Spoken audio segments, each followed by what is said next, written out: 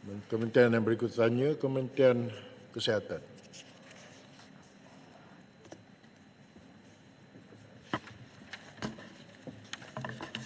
Terima kasih Yang di-Pertua. Assalamualaikum warahmatullahi wabarakatuh. Salam Malaysia Madani, salam sejahtera. Terlebih dahulu saya ingin mengucapkan terima kasih kepada 54 orang ahli parlimen yang berhormat yang telah mengambil bahagian dalam perbahasan peringkat dasar Rang Undang-Undang Perbekalan tahun 2023 dan telah membangkitkan hampir 75 isu berkaitan dengan Kementerian Kesihatan. Saya sebut satu persatu ahli-ahli parlimen yang prihatin terhadap isu-isu berkaitan tentang kesihatan. Yang berhormat Bagan Serai, Balik Pulau, Bandar Kuching, Baram, Batang Lupa, Batang Sadong, Betong, Dungun, Gua Musang, Hulu Terengganu, Ipoh Timur, Kinabatangan, Kelang, Kota Belud, Kota Merudu, Kota Melaka, Kuala Kerai, Kuala Langat, Kuala Nerus, Kuala Pilah, Kuantan, Kulim Bandar Baru, Ranau, Segamat, Selangau, Sempurna, Serian, Shah Alam, Sibu, Simpang Renggam, Sepitang, Sri Aman, Subang, Sungai Siput, Jelubu, Jempol, Julau, Kampar, Kepala Batas, Kepong, Ledang, Lubuk Antu, Mas Gading, Port Dickson, Puchong, Putatan, Tangga Batu, Tanjung Karang, Tawau, Temeloh, Tenggara dan Tumpat. Saya akan sebut satu persatu dan juga mana-mana yang tidak hadir di dalam Dewan akan kita berikan jawapan secara bertulis dalam tempoh 5 hari bekerja. Dan juga mungkin masa tidak mencukupi, Datuk Speaker. Saya teruskan. Tuan Yang di-Pertua, saya bagi pihak Kementerian Kesihatan mengucapkan penghargaan dan terima kasih kepada kerajaan kerana telah menyediakan sejumlah peruntukan kedua terbesar yang diterima berbanding kementerian lain. Peruntukan ini merupakan satu pelaburan penting untuk membina masyarakat yang sihat, produktif bagi membangunkan Malaysia Madani. Bagi tahun 2023, KKM telah memperuntukkan sebanyak 36.33 bilion berbanding 32.41 bilion pada tahun 2022, iaitu peningkatan sebanyak 12.1% atau 3.92 bilion dan merupakan peruntukan kedua terbesar bagi belanjawan 2023. Daripada jumlah ini, sebanyak 31.5 bilion diperuntukkan untuk belanja mengurus, manakala 4.83 bilion diperuntukkan bagi belanja pembangunan. Peruntukan belanja mengurus yang diperuntukkan pada tahun ini meningkat sebanyak 3.47 bilion atau 12.38% berbanding pada tahun lepas. Sebahagian besar peruntukan ini diperuntukkan bagi membiayai aktiviti di bawah program perubatan iaitu berjumlah 11.1 bilion atau 37.51%, manakala program kesihatan awam pula menerima sebanyak 5.49 bilion atau 17.42%. Peruntukan ini bertujuan membiayai emolumen anggota perubatan dan kesihatan, pengoperasian fasilitis hospital, institusi dan klinik kesihatan, pelaksanaan program pencegahan awal, penyakit pelaksanaan saringan dan intervensi kesihatan serta aktiviti advokasi bagi meningkatkan lagi literasi pendidikan kesihatan dalam kalangan rakyat Malaysia. Selain itu, KKM juga diluluskan peruntukan sebanyak 4.9 bilion bagi tujuan perolehan perbekalan perubatan seperti ubat-ubatan gas, reagen, consumable dan vaksin di bawah program imunisasi kebangsaan.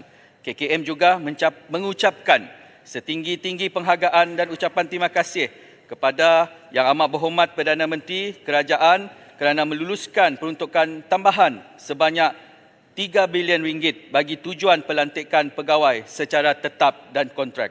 Peruntukan ini memberi manfaat besar dalam meningkatkan lagi kapasiti fasiliti kesihatan dalam menyediakan akses penjagaan kesihatan berkualiti kepada rakyat.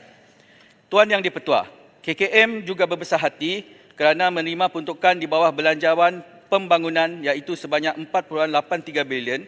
Jumlah peruntukan ini meningkat sebanyak 10.27% ataupun 448 juta berbanding peruntukan yang diterima pada tahun 2022. Peruntukan ini akan dibelanja bagi projek pembangunan fizikal fasilitis kesihatan meliputi pembinaan hospital, klinik baru dan pembaikan dan penaiktarafan sebanyak 400 buah klinik daif yang diarahkan oleh Yang Amat Berhormat Perdana Menteri untuk disiapkan pada tahun semasa. KKM komited untuk memastikan keseluruhan peruntukan yang diluluskan tersebut dibelanjakan sepenuhnya pada tahun ini demi manfaat kepada rakyat. Bagi menambah baik hospital KKM, kerajaan juga akan menaik taraf kemudahan sebanyak 26 buah hospital di seluruh negara seperti Hospital Kampa, Hospital Greek, Hospital Pontian, Hospital Mesing, Hospital Tangkak, Hospital Jelubu, Hospital Bentong, Hospital Lunduk, Hospital Marudi dan hospital-hospital yang lain. Berdasarkan tempoh masa yang diberikan, saya bercadang untuk menjawab beberapa isu yang mendesak dan dibangkitkan mengikut 3 tajuk utama. Pembinaan dan naik taraf fasilitis kesihatan di Semenanjung Malaysia, wilayah Sabah dan Sarawak, akses kepada perkhidmatan kesihatan yang diberikan oleh KKM, dan yang ketiga, isu berkaitan program imunisasi yang dijalankan oleh KKM. Berkenaan tentang pembinaan naik taraf fasilitis kesihatan di Semenanjung. Berkenaan tentang YB Subang ada di dalam Dewan, Tuan Yang di-Pertua, saya merakamkan penghargaan kepada YB Subang yang prihatin terhadap isu kesihatan yang dihadapi oleh penduduk di kawasan Subang Jaya dan sekitarnya. Bagi pembinaan klinik USJ1, saya ingin memaklumkan bahawa kerajaan telah meluluskan projek ini dan akan dilaksanakan mulai tahun 2023. Pihak Jabatan Kerjaya sebagai agensi pelaksana akan menyegerakan pelaksanaan projek ini dan akan dipantau dari masa ke semasa dalam Majlis Tindakan Pembangunan KKM setiap tahun. Berkenaan Terima kasih Menteri. Terima kasih. Terima kasih. Okey, Subang. Tahniah. YB Port Dickson ada kat sini? Tak ada Gua Musang?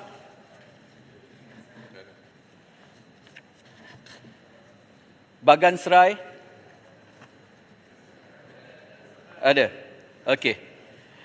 Bagi menjawab pertanyaan Bagan Serai berkaitan projek pembinaan Hospital Bagan Serai, projek ini telah pun diluluskan menerusi Rolling Plan ketiga RP3 Rancangan Malaysia ke-10 dengan kos sebanyak 173.35 juta.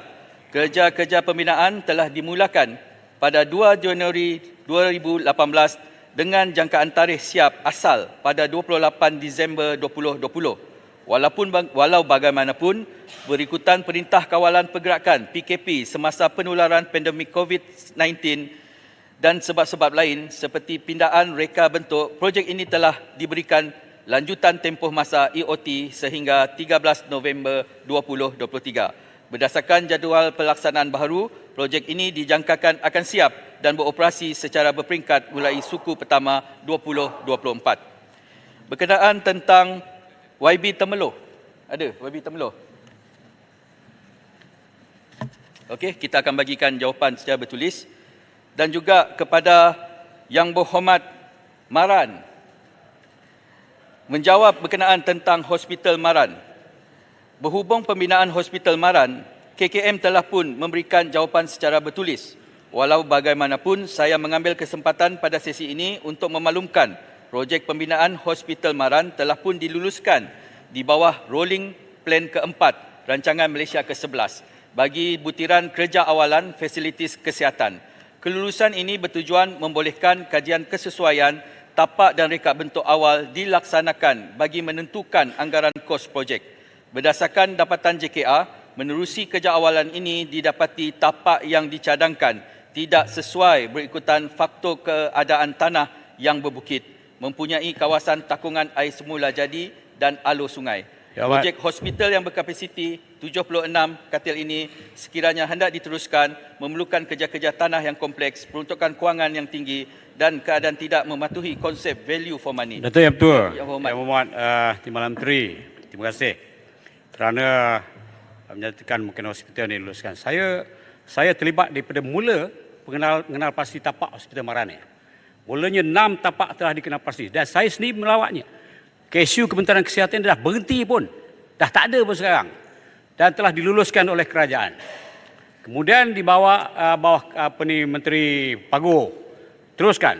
Masa PS pemerintah 22 bulan tu dia slow, perlahan. Kemudian kita bawa pada Bera punya menteri. Terus diluluskan 350 juta.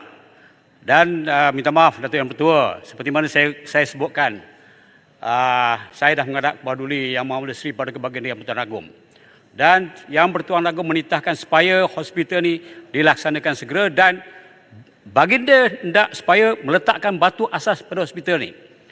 Minggu lepas saya balik, alasan bahawa tapak ini tidak sesuai. Alasan diberitahukan, kata pegawai kesihatan mengatakan tidak sesuai. Saya berjumpa pegawai kesihatan sendiri. Dia kata bukan saya beri putusan ini. Saya minta Yang Berhormat berikan perhatian. Saya minta kalaulah buat pembetulan dan saya nak pastikan supaya hospital ini dapat disegerakan, dilaksanakan juga, sebab tapak yang telah pun kita pasti ialah tapak yang telah pun kita runding dengan Kementerian Dalam Negeri. Tanah kerajaan yang telah pun dibuat kerja asas awal tanah. Saya kira sebelum tidak timbul pun, lepas tukar kerajaan, tiba-tiba gini jadi. Saya minta maaf Yang Berhormat. Orang kampung cukup marah sekarang ni. Kemarin saya dah sapu 4-0 Yang Berhormat. Ya. Saya nak beritahu. Minta Terima maaf kasih Yang Berhormat Maran. Jangan berbuat pengkhianatan pada rakyat.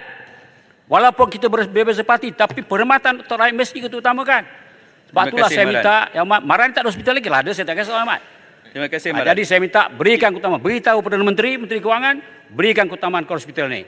Seperti mana juga hospital lain. Terima kasih, Dah ada. Terima kasih Yang Berhormat. Saya tahu Yang Berhormat orang yang baik, kawan saya lama. Terima kasih. Saya memahami perasaan Yang Berhormat Maran dan juga kita akan memberikan perhatian Point of order. kerana Hospital Maran ini masih lagi disenaraikan dan juga kerja-kerja Point untuk of order, mendapatkan Speaker. tapak yang bersesuaian Minta akan Menteri- dikemukakan Yang kepada Berhormat pusat Menteri, agensi minta pusat. ada point of order. Order berapa? 36-7. 30. 36-7. Sebentar.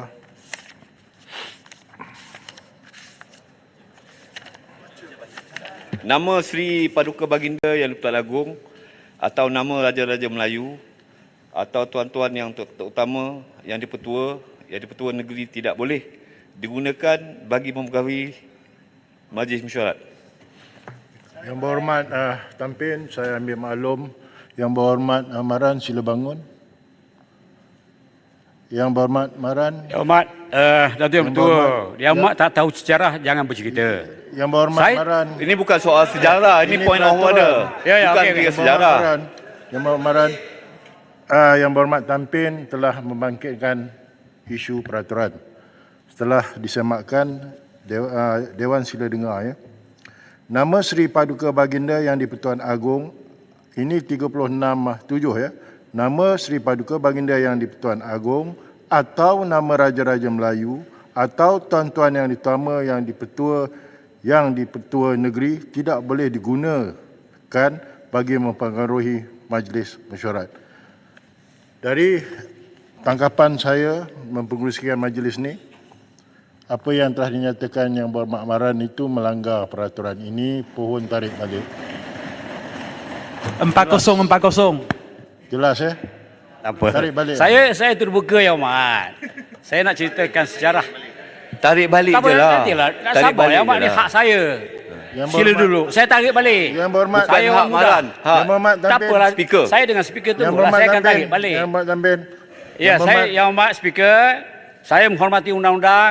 Tak apa, saya tarik balik. Okey. Semua saya nak Selesai, ya? ceritakan sejarahnya. Selesai. Terima kasih Yang- Yang Ha? Berhormat Maran. Saya gentleman. Betul. Ha? Apa Okey, yang terima kasih, Datuk Speaker. diperkatakan Yang Terima Berhormat kasih, Maran saya. akan Yang kita Berhormat Maran, kemukakan Yang Berhormat permohonan Menteri, semula sila kepada agensi teruskan. pusat. Yang Berhormat Balik Pulau ada kat dalam ni? Okey. Yang Berhormat Balik Pulau telah memohon agar Hospital Balik Pulau dinaik taraf merangkumi Dewan Bedah, Unit Rawatan Rapi dan Wad Pediatrik, Wad Pembedahan Am, Wad Pembedahan Ortopedik dan Wad ONG. Untuk makluman Yang Berhormat, KKM telah melaksanakan kerja-kerja naik taraf Balik Pulau, Hospital Balik Pulau, meningkatkan Jabatan Kecemasan, Unit Forensik dan Makmal Patologi. Kerja-kerja naik taraf ini telah siap sepenuhnya dan penyerahan projek telah disempurnakan pada 6 Mac 2023 yang lepas. Kemudahan-kemudahan ini akan mula beroperasi secara berfasa mulai 20 Mac 2023.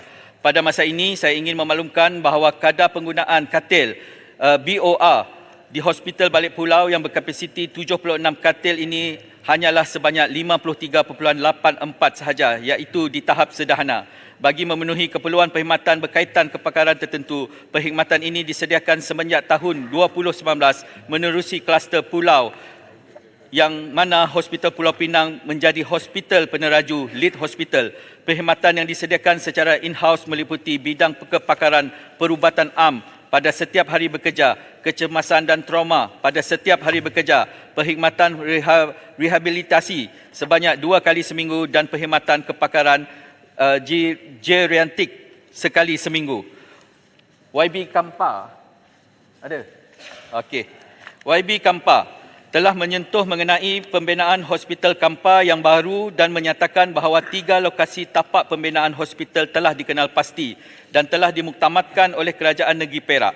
KKM juga ingin menjelaskan bahawa tapak baharu di perkampungan Cangkat Baru dicadangkan oleh Kerajaan Negeri Perak kepada KKM untuk pengambilan lot-lot tanah tersebut dan berdasarkan semakan didapati sebahagian besar daripada tapak ini merupakan tanah-tanah milik individu di bawah projek rancangan perkampungan tersusun RPT dan sebahagian lagi adalah merupakan tanah milik kerajaan negeri. Sekiranya pengambilan tanah di bawah Akta Pengambilan Tanah 1960 dilaksanakan, proses ini akan memberi implikasi kos yang tinggi dan memerlukan tempoh masa yang panjang untuk dimuktamadkan. KKM juga perlu melaksanakan kajian berkesesuaian tanah dengan izin soil investigation terlebih dahulu ke atas tapak ini bagi mengelakkan isu berbangkit selepas pengambilan tanah. Untuk makluman Yang Berhormat Kampa, kadar penggunaan katil BOR di Hospital Kampa sedia ada masih lagi di tahap sederhana iaitu pada sekitar 54%. Oleh itu, KKM berpandangan belum ada keperluan mendesak untuk membina sebuah hospital baru bagi menggantikan Hospital Kampa sedia ada. Tambahan pula, Hospital Kampa sedia ada diletak di bawah kluster Hospital Ipoh bersama dengan Hospital Raja Permaisuri Bainun selaku Hospital Peneraju Lead Hospital. Perkhidmatan kepakaran disampaikan menerusi kluster tersebut masih mencukupi bagi memenuhi ekspektasi penduduk setempat.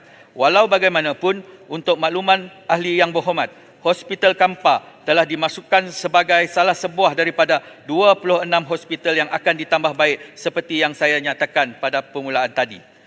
Yang Berhormat Ledang dan Yang Berhormat Tumpat. Menteri, minta laluan sikit. Saya nak ulas sikit tentang Hospital Kampa. Belakang.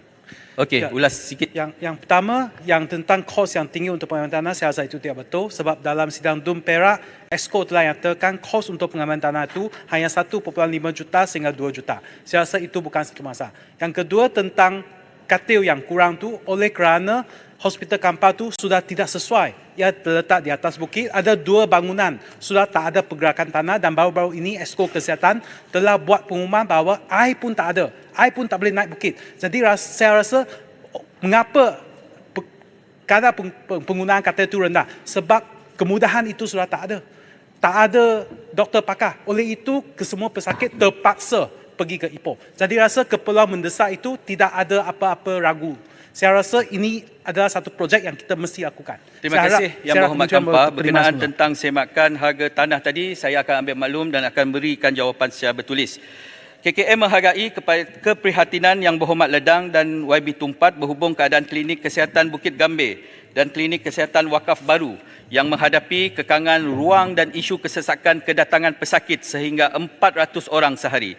Bagi menjawab pertanyaan ini, KKM ingin memaklumkan bahawa tindakan sedang dilakukan bagi mengenal pasti tapak yang bersesuaian untuk membina sebuah klinik kesihatan yang baru. Sebaik saja tapak yang sesuai diperolehi, KKM akan mengemukakan permohonan kepada agensi pusat. Dan saya memohon wakil-wakil rakyat yang ingin mengenal pasti tapak-tapak yang bersesuaian, sampaikanlah cadangan-cadangan tersebut kepada KKM. Kita berpindah kepada isu sikit. Sikit je. Ledang juga. Okay, terima kasih kepada Ketua, terima kasih kepada Menteri. Terima kasih atas jawapan yang sangat positif dan sebenarnya saya sebut tentang 2 klinik kesihatan. Satu wakaf baru, satu lagi di Pasir Berkan. Kedua-duanya adalah sangat kritikal. Terima kasih. Timbalan Menteri Ledang dalam tajuk yang sama tadi. Okey, Ledang. Ya, terima kasih. Saya ucap terima kasih kerana keprihatinan Menteri Kesihatan.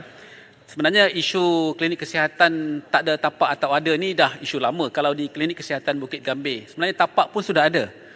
Sebab tu saya rasa boleh rujuk kembali kepada Pusat Kesihatan, Pejabat Kesihatan Daerah untuk mendapatkan maklumat yang tepat bahawa tapak tersebut telah tersedia. Tetapi isunya cuma ialah apakah tindakan dan adakah ada kekangan keuangan untuk klinik kesihatan itu dipindahkan ke tapak yang baru. Terima kasih. Yang Berhormat Ledang, Yang Berhormat Tumpat, saya akan ambil maklum dan juga akan memberikan respons secara bertulis berkenaan maklumat yang lebih lanjut. Kita pergi kepada fasilitis kesihatan Sabah dan juga Sarawak berkenaan tentang Yang Berhormat Kota Marudu. Kota Marudu. Marudu, ada? Tiada. YB Libaran, tiada juga.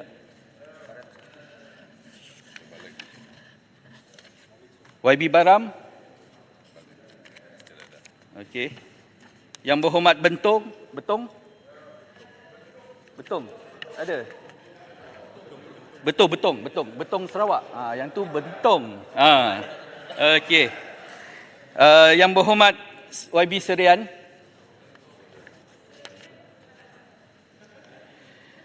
Semua Sabah dan Sarawak berkenaan tentang isu fasiliti Sabah dan Sarawak, saya ingin membangkitkan di dalam Dewan ini, pihak KKM juga memberikan perhatian yang serius berkenaan tentang masalah-masalah klinik sakit di Sabah dan juga Sarawak, dan juga berkenaan tentang permohonan-permohonan daripada Yang Berhormat Sarawak. Kita bernasib baik kerana Yang Amat Berhormat Perdana Menteri telah memberikan perhatian, dan juga dalam senarai 400 klinik kesihatan, kita akan memberikan penumpuan yang sewajarnya bagi Semenanjung, Sabah dan juga Sarawak, dan juga kaedah pemilihan klinik-klinik baru di Sabah dan juga Sarawak memerlukan pendekatan yang berbeza.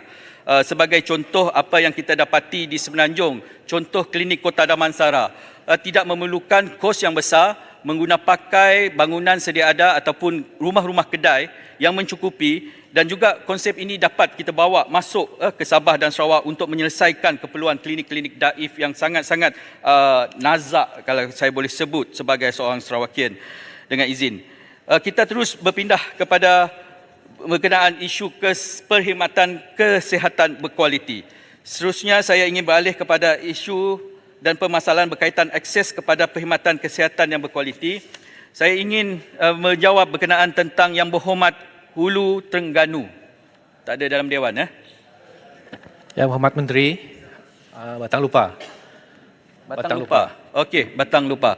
Saya ada ajukan satu pertanyaan kepada Yang Berhormat ataupun Kementerian dalam ucapan bahas peringkat dasar berkenaan dengan kelengkapan fasiliti klinik kesihatan. Saya berharap Yang Berhormat Timbalan Menteri melihat perkara ini satu perkara yang perlu diangkat kepada pihak kementerian, oleh kerana klinik-klinik di kawasan kita di Sarawak, terutamanya di kawasan luar bandar, amat ketandusan mesin-mesin seperti mesin hemodialisis, X-ray dan sebagainya. Jadi ini menyukarkan penduduk-penduduk di kawasan luar bandar terutamanya untuk pergi ke pekan-pekan ataupun bandar-bandar yang terdekat, dan ia juga memakan masa yang agak lama dan kos yang agak besar. Mohon Yang Berhormat Timbalan Menteri melihat perkara ini. Terima kasih.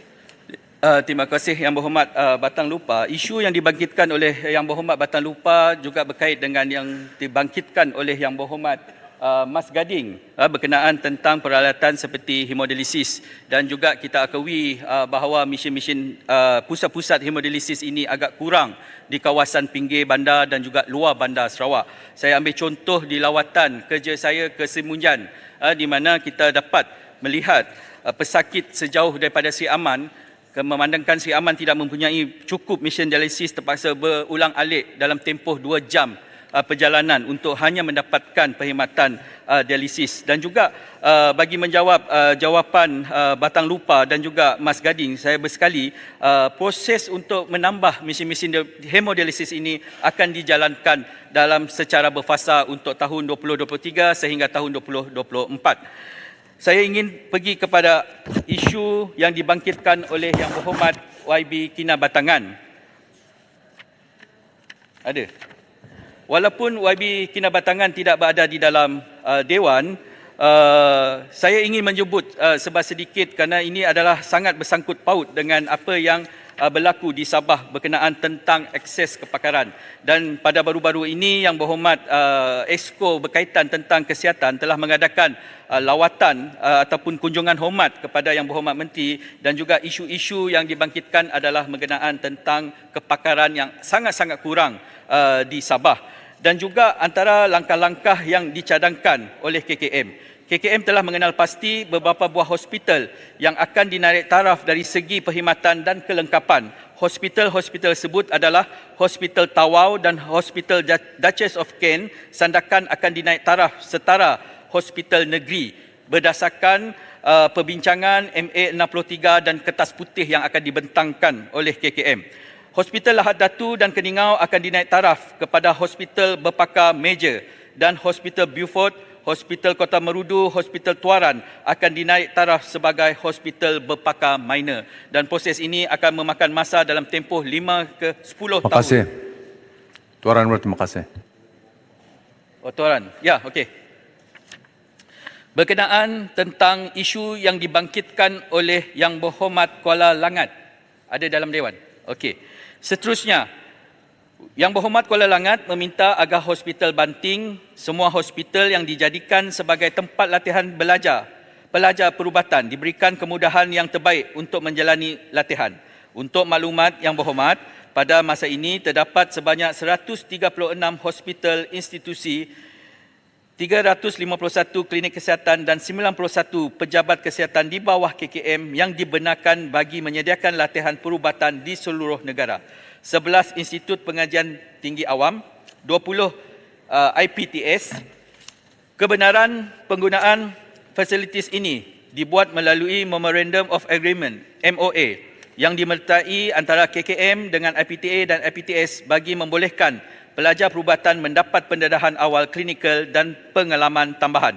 Hospital KKM yang dikenal pasti adalah terdiri daripada hospital yang telah mempunyai kemudahan dan pengajaran bagi pembelajaran kepada pelajar perubatan mengikuti modul pembelajaran yang ditetapkan.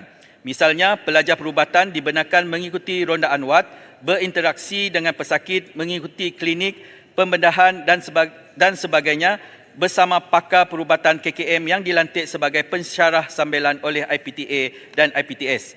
Pelajar perubatan ini lebih bertindak sebagai pemerhati saja dan tidak dibenarkan untuk melakukan ujian-ujian diagnostik terhadap pesakit. Fasilitis ini disediakan percuma kepada para pelajar perubatan IPTA, manakala bayaran sebanyak RM470 sahaja dikenakan bagi setiap pelajar perubatan IPTS. Yang Berhormat Bagan. Oh, Yang Berhormat Sempurna. Saya ingat ada sebut awal tadi sempurna tapi tak berjawab kot. Mungkin tak tahu selepas ini. Pasal menyebut tentang kemudahan prasarana kepakaran. Tak disebut. Saya dengan izin Tan Sri Speaker, kalau boleh saya nak bertanya tentang, saya sebutkan dalam perbahasan di mana kepakaran tidak terdapat di Tawau, di Ladatu, di Keningau, bila mana seseorang itu mempunyai sakit jantung, ya, terpaksa dibawa ke Queen Elizabeth, Kota Kinabalu. Bayangkan Keningau jarak jauhnya daripada Kota Kinabalu. Bayangkan jarak jauhnya daripada Tawau, dari Sempurna, Ladatu ke Kota Kinabalu. Tidak ada. There's no pakar yang boleh buat pembedahan. They can check with ubat, darah tinggi, kolesterol high, boleh nasihat makan ubat. Pembedahan tidak ada. Jadi bila disebut tadi, dia akan mengambil masa 10 tahun. Kalau dia mengambil masa 10 tahun, saya bimbang. Saya berharap Yang Berhormat Menteri dan juga Yang Amat Berhormat Perdana Menteri boleh membantu untuk merealisasikan, noktakan seperti apa yang disebutkan oleh Yang Amat Berhormat Perdana Menteri, perkara yang boleh menyelamatkan nyawa manusia. Ya, di kawasan sendiri saya juga bangkit. Tidak ada bilik operasi. There's no operating room. Dia perlukan 300,000 saja lighting, pakar, but it's not enough. Saya dah suarakan daripada awal masa Chua Jun Ming, Menteri Kesihatan dulu sampai lah ni. Tak ada. Jadi saya berharap Kementerian Kesihatan dapat mempercepatkan perkara ini. Terima kasih Yang Berhormat Sempurna. Saya memahami perasaan dan sentimen yang dibangkitkan dan juga untuk tempoh 5 ke 10 tahun itu adalah bukan untuk kita mendapatkan pakar, tetapi adalah proses-proses pembinaan fizikal dan juga menjadikan klinik-klinik ini sebagai klinik negeri bagi Sabah dan juga Sarawak. Tetapi apa yang berlaku di Sabah adalah benar dan juga perkara ini memang sangat-sangat menyedihkan dan juga saya berharap agar pakar-pakar yang terdapat di Semenanjung Malaysia dapat mempertimbangkan untuk melakukan aktiviti ataupun program-program kepakaran di Sabah dan juga Sarawak. Berkenaan tentang isu yang dibangkitkan oleh Yang Berhormat Bagan, ada banyak isu yang dibangkitkan Yang Berhormat Bagan dan perlu dijawab dengan teliti. Yang Berhormat Bagan telah menzahirkan kekhawatiran beliau mengenai petugas kesihatan, terutamanya jururawat terlatih berpengalaman di hospital kerajaan semakin berkurangan. Berdasarkan rekod KKM, terdapat kira-kira 69,608 jururawat yang terdiri daripada 67,272 iaitu 97% lantikan tetap dan 2,336 iaitu 30% adalah lantikan kontrak. Jumlah tersebut menunjukkan peningkatan sebanyak 38% berbanding 50,572 jururawat pada 2012. Bagi menambah bilangan jururawat di fasilitis kesihatan KKM, beberapa inisiatif telah diambil seperti meningkatkan pengambilan pelatih diploma kejururawatan di Institut Latihan KKM. Pada tahun 2022, seramai 565 pelatih kejururawatan telah diambil untuk mengikuti pengajian di ILKKM berbanding 156 pelatih pada tahun 2021. Bagi tahun 2023 pula, KKM telah melaksanakan pengambilan sebanyak 982 pelatih kejururawatan iaitu peningkatan sebanyak 35% berbanding tahun sebelumnya. Selain melantik tetap ke semua jururawat keluaran ILKKM, KKM juga telah melaksanakan urusan lantikan secara berfasa bagi 2,336 jururawat kontrak lantikan swasta bukan keluaran institusi latihan selain ILKKM yang masih berkhidmat di KKM. Bagi fasa pertama, seramai 620 orang telah dilantik untuk mengisi jawatan tetap dan selebihnya akan dilaksanakan secara berfasa sehingga Disember 2023. Menawarkan kemudahan cuti belajar bergaji penuh CBBP kepada jururawat masyarakat grade U19, U24 dan U26 bagi mengikuti pengajian diploma kejururawatan dalam tempoh 1 tahun di ILKKM untuk peningkatan secara lantikan PSL ke jawatan jururawat grade U29.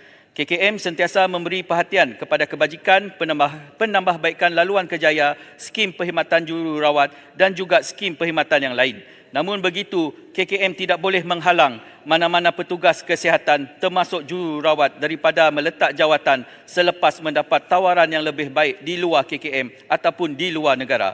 Antara faktor utama penghijrahan jururawat ke luar negara adalah disebabkan insentif dan gaji yang lebih baik ditawarkan sektor kesihatan luar negara, khususnya negara maju dan negara berpendapatan tinggi.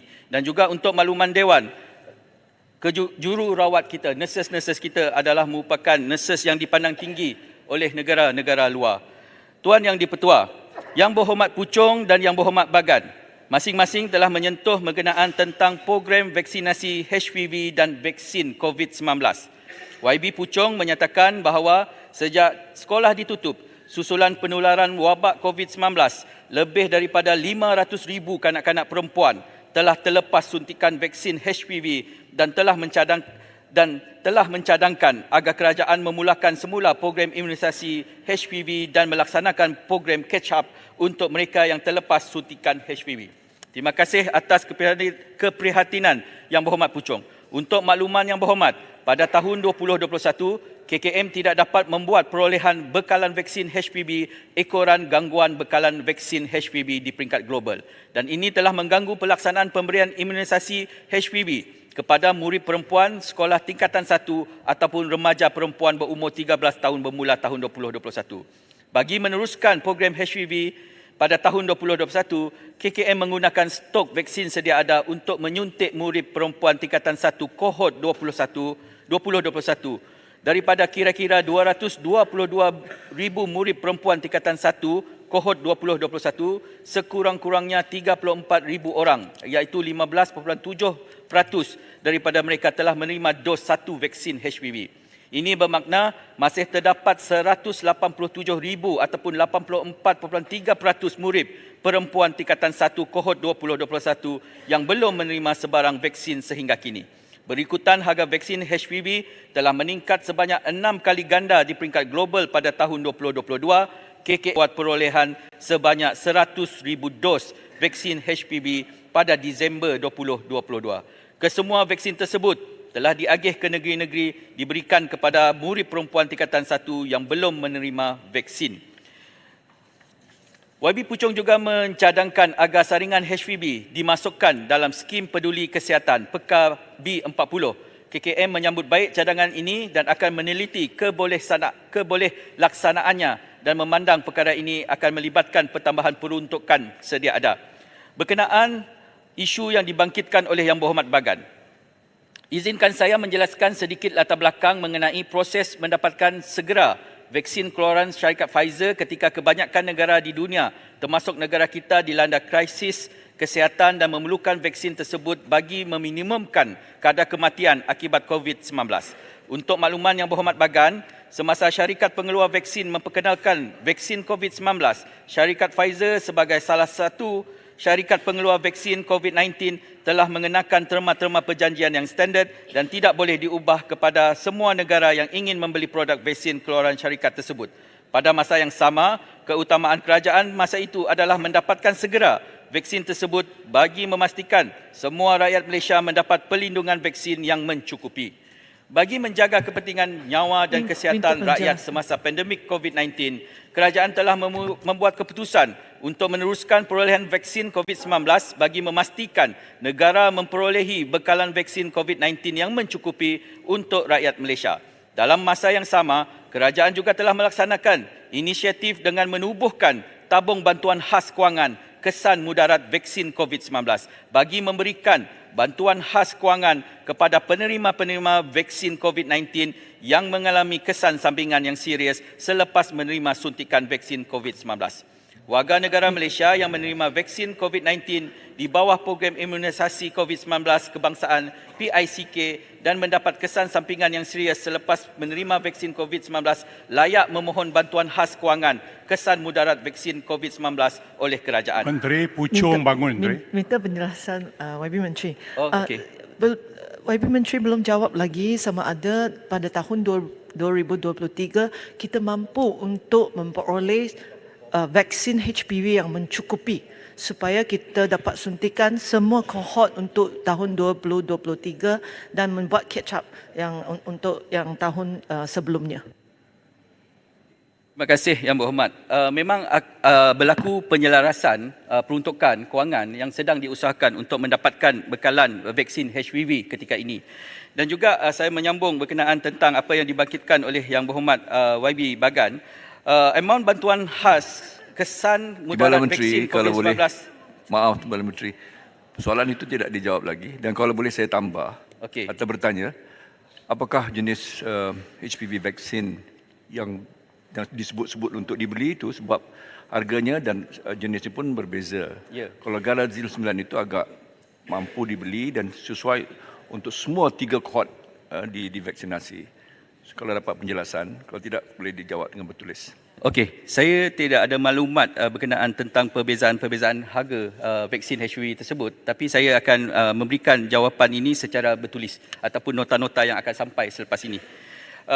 Amount bantuan khas kewangan kesan mudarat vaksin COVID-19 telah ditetapkan adalah tidak melebihi RM50,000 jika berlaku kesan adverse yang serius kepada penerima vaksin COVID-19 yang memerlukan rawatan berpanjangan di hospital dan juga tidak melebihi RM500,000 jika berlaku hilang upaya kekal ataupun kematian disebabkan vaksin COVID-19. Apa yang saya sebutkan ini adalah berkenaan tentang individu-individu ataupun rakyat Malaysia yang telah disuntik oleh COVID-19 dan juga mendatangkan kesan mudarat. Kerajaan bersedia dan juga mempunyai bantuan khas kewangan kesan mudarat terhadap vaksin tersebut. Timbalan Menteri minta jelas sikit saja sebab masa dah nak habis. Tangga batu. Baik, masa nak habis, saya sebenarnya dalam ucapan saya berbahas panjang tentang suatu kritikal di Kementerian Kesihatan itu kekurangan ahli fizioterapi. Saya bahas panjang sebab ratio kita terlalu kritikal dan saya bila pergi turun ke kampung-kampung ramai di kalangan orang yang kena stroke dan sebagainya, mereka tak dapat fasiliti, mereka adanya kekangan. Jadi apakah tindakan segera ataupun saya nak minta jawapan daripada Kementerian Kesihatan apakah yang akan dilakukan kerana ni saya rasa kritikal ni kekurangan ahli fizioterapi. Berkenaan tentang isu fisioterapis yang diperlukan di fasilitis-fasilitis KKM, kita sedang melihat penjawatan-penjawatan yang bersesuaian dan juga saya ingin mengambil maklum di dalam dewan ini ramai petugas-petugas KKM di dalam pembantu fisioterapis mendesak dan juga memohon keprihatinan kerajaan agar dapat menyediakan lebih banyak penjawatan-penjawatan di peringkat 41 ataupun kenaikan pangkat daripada 29 ke 41. Perkara-perkara tersebut kita akan ambil maklum dan juga memang ada jawapan secara bertulis akan saya bagikan kepada Tangga Batu. Dan juga okey. Ringkas. Satu ialah bolehkah tempoh permohonan dipanjangkan, iaitu kita jangan hadkan 3 bulan selepas dapat suntikan vaksin Pfizer. Kerana kalau 3 bulan banyak yang tak dapat pohon. Kesan mudarat mungkin lebih panjang lagi. Yang pertama. Kedua, bolehkah beritahu seperti mana yang disarankan oleh Yang Amat Berhormat Perdana Menteri? Bilakah kertas putih berkaitan dengan pembelian Pfizer ini akan diberikan kepada Dewan Yang Mulia ini? Terima kasih. Kita akan memanjangkan berkenaan tentang perkara yang berbangkit tempoh masa untuk tuntutan. Bantuan tabung ini bukan berada di bawah KKM. Tetapi kita akan mengenal pasti kesan-kesan tersebut dan juga bantuan dan tabung ini berada di bawah NATMA dan kita telah memohon agar permohonan-permohonan ataupun kesan-kesan akibat vaksin ini masih boleh lagi dipohon.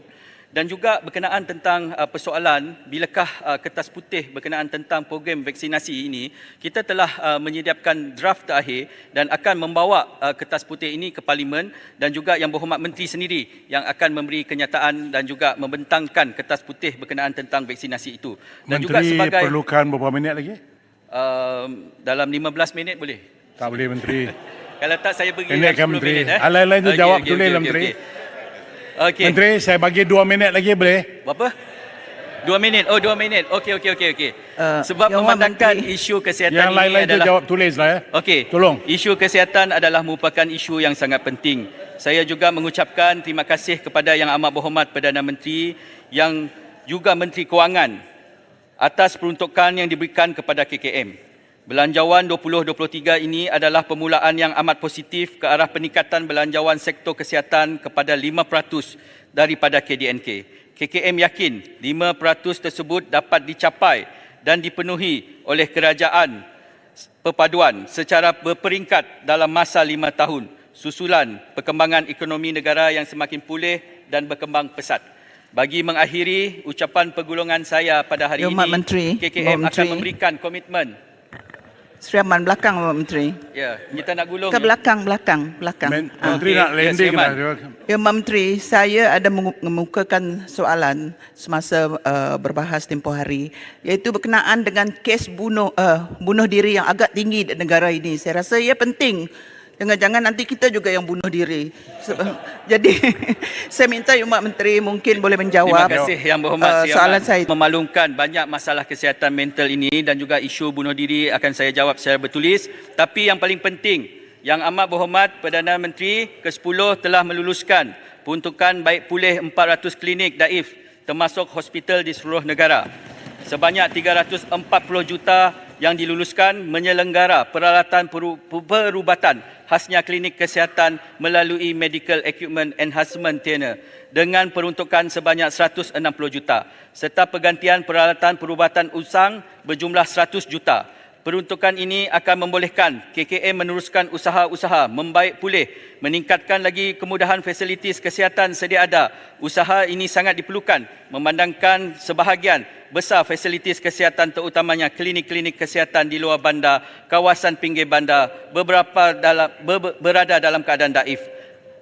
Peruntukan ini akan sampai di tempat seperti di Long Lamak, Sarawak, akan sampai di Lahad Datu, akan sampai di Long Busang, akan sampai ke Pulau Tioman dan juga kerjasama dan kita akan dan yang paling penting bekerjasama dengan pasukan petugas khas reformasi sektor awam STAR yang dipengerusikan oleh Yang Berbahagia Tan Sri Datuk Seri Muhammad Zuki bin Ali, Ketua Setiausaha Negara KSN bagi menangani isu kesesatan.